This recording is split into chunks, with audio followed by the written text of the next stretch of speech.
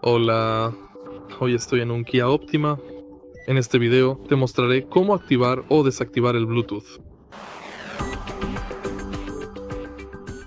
Al principio, echemos un vistazo a la pantalla y vayamos a configuración. Para comenzar, entra en el menú principal de tu teléfono. Una vez dentro, desplázate hacia abajo por las opciones disponibles hasta que encuentres y selecciones la opción que dice Sistema Bluetooth apagado. Después de seleccionar esta opción, el sistema te pedirá una confirmación. Ahora, selecciona Sí para confirmar tu elección y el proceso estará completamente hecho.